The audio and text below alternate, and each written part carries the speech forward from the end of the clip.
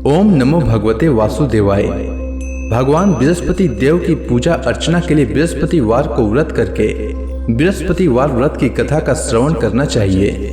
बृहस्पतिवार का व्रत करने और व्रत कथा सुनने से स्त्री पुरुषों की सभी मनोकामनाएं पूरी होती है। इस व्रत से धन संपत्ति की प्राप्ति होती है, निसंतानों को पुत्र प्राप्ति होती है, परिवार में सुख शांति बनी रहती है, सभी आनंद पूर्वक रहते हैं। अब आइए सुनते हैं बृहस्पतिवार व्रत कथा। प्राचीन समय की बात है। भारत में एक राजा राज्य करता था। वह बड़ा प्रतापी तथा दानी था। वह नित्य प्रति मंदिर में भगवत दर्शन करने जाता था। वह ब्राह्मण और गुरु की सेवा किया करता था। उसके द्वार से कोई भी याचक निराश होकर नहीं लौटता था। वह प्रत्येक गुरुवार को व्रत रखता एवं पूजन करता था। हर दिन गरीबों की सहायता करता था। परंतु यह सब बातें उसकी रानी को अच्छी नहीं लगती थी। वह न तो व्रत करती और न किसी को एक भी पैसा दान में देती थी। वह राजा से भी ऐसा करने को मना किया करती थी। एक समय की बात है। राजा शिकार खेलने वन को चले गए। घर पर रानी और दासी थी। उस समय गुरु बृहस्पति साधु का रूप धारण कर राजा के दरवाजे पर भिक्षा मांगने आए। साधु ने रानी से भिक्षा मांगी तो वह कहने लगी, हे साधु महाराज, मैं इस दान और पुण्य से तंग आ चुकी हूँ। इस कार्य के लिए तो मेरे पति देव ही बहुत हैं। अब आप ऐसी कृपा करें कि सारा धन नष्ट हो जाए तथा मैं आराम से रह सकूं। साधु रूपी बृहस्पति देव ने कहा, हे देवी, तुम बड़ी विचित्र हो। संतान और धन से कोई दुखी नहीं होता है, इसको सभी चाहते हैं। पापी भी पुत्र और धन की इच्छा करता है। अगर तुम्हारे पास धन अधिक है तो भूखे मनुष्यों को भोजन कराओ, प्याऊ लगाओ, ब्राह्मणों को दान दो, धर्मशालाएं बनवाओ, कुआं, तालाब, बावड़ी, बाग, बगीचे आदि का निर्माण कराओ तथा निर्धनों की कुंवारी कन्याओं का विवाह कराओ, साथ ही यज्ञ आदि करो। इस प्रकार के कर्मों से आपके कुल का और आपका नाम परलोक में सार्थक होगा एवं स्वर्ग की प्राप्ति होगी। परंतु रानी साधु की इन बातों से खुश नहीं हुई। उसने कहा, हे साधु महाराज, मुझे ऐसे धन की आवश्यकता नहीं जिसको मैं अन्य लोगों को दान दूं तथा जिसको रखने और संभालने में ही मेरा सारा समय नष्ट हो जाए। साधु ने कहा, हे देवी, यदि तुम्हारी ऐसी इच्छा है तो जैसा मैं तुम्हें बताता हूँ तुम वैसा ही करना। बृहस्पतिवार के दिन घर को गोबर से लिपना, अपने केसों को पीली मिट्टी से धोना, केसों को धोते समय स्नान करना, राजा से कहना वह हजामत करवाए, भोजन में मांस मदिरा खाना, कपड़ा धोबी के यहाँ धुलने देना। इस प्रकार 7 बृहस्पतिवार करने से तुम्हारा धन नष्ट हो जाएगा। यह कहकर साधु महाराज रूपी बृहस्पति देव अंतर ध्यान हो गए। रानी ने साधु के कहने के अनुसार 7 बृहस्पतिवार तक वैसा ही करने का विचार किया। साधु के बताए अनुसार कार्य करते हुए केवल 3 बृहस्पतिवार ही बीते थे कि उसकी समस्त धन संपत्ति नष्ट हो गई। भोजन के लिए दोनों समय परिवार तरसने लगा तथा सांसारिक भोगों से दुखी रहने लगा। तब वह राजा रानी से कहने लगा कि हे रानी, तुम यहाँ पर रहो, मैं दूसरे देश को जाता हूँ, क्योंकि यहाँ पर मुझे सभी मनुष्य जानते हैं, इसलिए मैं यहाँ कोई कार्य नहीं कर सकता। मैं अब परदेश जा रहा हूँ, वहाँ कोई काम धंधा करूंगा, शायद हमारे भाग्य बदल जाए। ऐसा कहकर राजा परदेश चला गया। वह वहाँ जंगल से लकड़ी काट कर लाता और शहर में बेचता। इस तरह जीवन व्यतीत करने लगा। इधर राजा के बिना रानी और दासियां दुखी रहने लगी। किसी दिन भोजन मिलता और किसी दिन जल पीकर ही रह जाती।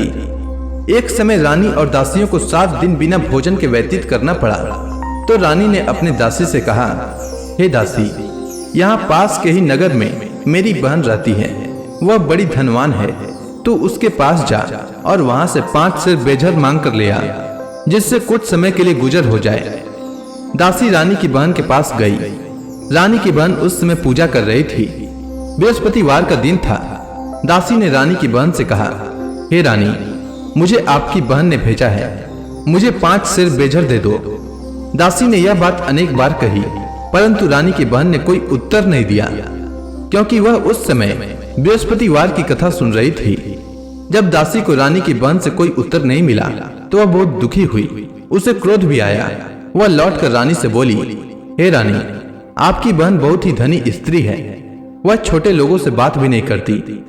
मैंने उससे कहा तो उसने कोई उत्तर नहीं दिया। मैं वापस चली आई। रानी बोली, हे दासी, इसमें उसका कोई दोष नहीं है। जब बुरे दिन आते हैं तब कोई सहारा नहीं देता। अच्छे बुरे का पता विपत्ति में ही लगता है। जो ईश्वर की इच्छा होगी वही होगा। यह सब हमारे भाग्य का दोष है। उधर रानी की बहन ने सोचा कि मेरी बहन की दासी आई थी, परंतु मैं उससे नहीं बोली। इससे वह बहुत दुखी हुई होगी। अतः कथा सुन और भगवान विष्णु का पूजन समाप्त कर वह अपनी बहन के घर आई और कहने लगी, हे बहन, मैं बृहस्पतिवार का व्रत कर रही थी। तुम्हारी दासी हमारे घर आई थी, परंतु जब तक कथा होती है तब तक हम लोग न उठते हैं और न बोलते हैं, इसलिए मैं नहीं बोली। कहो दासी क्यों आई थी? रानी बोली, बहन, हमारे घर अनाज नहीं था। वैसे तुमसे कोई बात छिपी नहीं है। इस कारण मैंने दासी को तुम्हारे पास 5 सेर भेजर लेने के लिए भेजा था। रानी की बहन बोली, बहन देखो, बृहस्पति भगवान सबकी मनोकामना पूर्ण करते हैं। देखो, शायद तुम्हारे घर में अनाज रखा हो। यह सुनकर दासी घर के अंदर गई तो वहां उसे एक घड़ा बेझर का भरा मिल गया। उसे बड़ी हैरानी हुई क्योंकि उसने एक एक बर्तन देख लिया था। उसने बाहर आकर रानी को बताया। दासी अपनी रानी से कहने लगी, हे रानी, देखो, वैसे हमको जब अन्न नहीं मिलता तो हम रोज ही व्रत करते हैं। अगर इनसे व्रत की विधि और कथा पूछ ली जाए तो उसे हम भी किया करेंगे। दासी के कहने पर रानी ने अपनी बहन से बृहस्पतिवार व्रत के बारे में पूछा। उसकी बहन ने बताया, हे रानी बहन, बृहस्पतिवार को सूर्योदय से पूर्व उठकर स्नान करके बृहस्पतिवार का व्रत करना चाहिए, लेकिन उस दिन सिर नहीं धोना चाहिए। बृहस्पतिवार के व्रत में चने की दाल और मुनक्का से विष्णु भगवान का केले के वृक्ष की जड़ में पूजन करें तथा दीपक जलाएं। उस दिन एक ही समय भोजन करें। भोजन पीले खाद्य पदार्थ का करें तथा कथा सुने। इस प्रकार करने से गुरु भगवान प्रसन्न होते हैं, अन्न पुत्र धन देते हैं, मनोकामना पूर्ण करते हैं। व्रत और पूजन की विधि बताकर रानी की बहन अपने घर लौट गई। रानी और दासी दोनों ने निश्चय किया कि बृहस्पति देव भगवान का पूजन जरूर करेंगे। 7 दिन बाद जब बृहस्पतिवार आया तो उन्होंने व्रत रखा। घुड़साल में जाकर चना और गुड़ बीन लाई तथा उसी दाल से केले की जड़ तथा विष्णु भगवान का पूजन किया। अब भोजन पीला कहाँ से आए? दोनों बड़ी दुखी हुई, परंतु उन्होंने व्रत किया था, इस कारण बृहस्पति देव भगवान प्रसन्न थे। एक साधारण व्यक्ति के रूप में वे 2 थालों में सुंदर पीला भोजन लेकर आए और दासी को देकर बोले, हे दासी, यह भोजन तुम्हारे और रानी के लिए है, तुम दोनों करना। दासी भोजन पाकर बड़ी प्रसन्न हुई और रानी से बोली, रानी जी, भोजन कर लो। रानी को भोजन आने के बारे में कुछ पता नहीं था, इसलिए वह दासी से बोली, जा तू ही भोजन कर, क्योंकि तू हमारी व्यर्थ में हंसी उड़ाती है। दासी बोली, एक व्यक्ति भोजन दे गया है। रानी कहने लगी, वह भोजन तेरे लिए दे गया है, तू ही भोजन कर। दासी ने कहा, वह व्यक्ति हम दोनों के लिए 2 थालों में भोजन दे गया है, इसलिए मैं और आप दोनों ही साथ साथ भोजन करेंगी। दोनों ने गुरु भगवान को नमस्कार कर भोजन प्रारंभ किया। उसके बाद से वे प्रत्येक बृहस्पतिवार को गुरु भगवान का व्रत और पूजन करने लगी। बृहस्पति भगवान की कृपा से उनके पास धन हो गया, परंतु रानी फिर से पहले की ही तरह आलस्य करने लगी। तब दासी बोली, देखो रानी, तुम पहले भी इस प्रकार आलस्य करती थी। तुम्हें धन के रखने में कष्ट होता था, इस कारण सभी धन नष्ट हो गया। अब गुरु भगवान की कृपा से धन मिला है तो फिर तुम्हें आलस्य होता है। बड़ी मुसीबतों के बाद हमने यह धन पाया है, इसलिए हमें दान पुण्य करना चाहिए।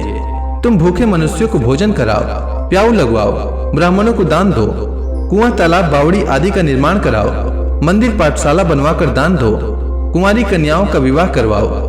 धन को शुभ कार्यों में खर्च करो, जिससे तुम्हारे कुल का यश बढ़े तथा स्वर्ग प्राप्त हो और पितृ प्रसन्न हो। दासी की बात मानकर रानी ने इसी प्रकार के कर्म करने प्रारंभ किए, जिससे उनका काफी यश फैलने लगा। एक दिन रानी और दासी आपस में विचार करने लगी कि न जाने राजा किस दशा में होंगे, उनकी कोई खोज खबर नहीं है। गुरु भगवान से उन्होंने प्रार्थना की और भगवान ने रात्रि में राजा को स्वप्न में कहा, हे राजा, उठ, तेरी रानी तुझको याद करती है, अब अपने देश को लौट जा। राजा प्रातः काल उठकर जंगल से लकड़ियां काट कर लाने के लिए जंगल की ओर चल पड़ा। जंगल से गुजरते ही वह सोचने लगा, रानी की गलती से उसे कितने दुख भोगने पड़े। राजपाट छोड़कर उसे जंगल में आकर रहना पड़ा। जंगल से लकड़ियां काटकर उन्हें बेचकर गुजारा करना पड़ा। उसी समय उस जंगल में बृहस्पति देव एक साधु का रूप धारण कर आए और राजा के पास आकर बोले, हे लकड़हारे, तुम इस सुनसान जंगल में किस चिंता में बैठे हो, मुझे बतलाओ। यह सुनकर राजा के नेत्रों में जल भर आया और साधु की वंदना कर बोले, हे प्रभु, आप सब कुछ जानने वाले हैं। इतना कहकर राजा ने साधु को अपनी संपूर्ण कहानी सुना दी। महात्मा दयालु होते हैं। वे राजा से बोले, हे राजा, तुम्हारी पत्नी ने बृहस्पति देव के प्रति अपराध किया था, जिसके कारण तुम्हारी यह दशा हुई है। अब तुम किसी प्रकार की चिंता मत करो, भगवान तुम्हें पहले से अधिक धन देंगे। देखो, तुम्हारी पत्नी ने बृहस्पतिवार का व्रत प्रारंभ कर दिया है। अब तुम भी बृहस्पतिवार का व्रत करके चने की दाल व गुड़ जल के लोटे में डालकर केले का पूजन करो, फिर कथा सुनो। भगवान तुम्हारी सब मनोकामनाओं को पूर्ण करेंगे। साधु को प्रसन्न देखकर राजा बोला, हे प्रभु, मुझे लकड़ी बेचकर इतना पैसा भी नहीं बचता जिससे भोजन करने के उपरांत कुछ बचा सकूं। मैंने रात्रि में अपनी रानी को व्याकुल देखा है। मेरे पास कोई साधन नहीं जिससे समाचार जान सकूं। फिर मैं बृहस्पति देव की क्या कहानी सुनूं? मुझको तो कुछ भी मालूम नहीं है। साधु ने कहा, हे राजा, तुम किसी बात की चिंता मत करो। बृहस्पतिवार के दिन तुम रोजाना की तरह लकड़ियां लेकर शहर में जाओ। तुम्हें रोज से 2 गुना धन प्राप्त होगा, जिससे तुम भली भांति भोजन कर लोगे तथा बृहस्पति देव की पूजा का सामान भी आ जाएगा। इसके बाद राजा ने साधु के कहे अनुसार बृहस्पतिवार का व्रत किया। बृहस्पतिवार का व्रत करने से राजा के दिन सुधर गए। इसके बाद वह अपनी रानी के पास गया और फिर दोनों आनंद से जीवन यापन करने लगे। इसलिए सुख समृद्धि की कामना करने वाले मनुष्यों को बृहस्पतिवार का व्रत करना चाहिए और बृहस्पति देव की पूजा करनी चाहिए। साथ ही बृहस्पतिवार व्रत की कथा सुनना चाहिए। तो प्रेम से बोलिए विष्णु भगवान की जय, बृहस्पति देव की जय, समस्त देवी देवताओं की जय।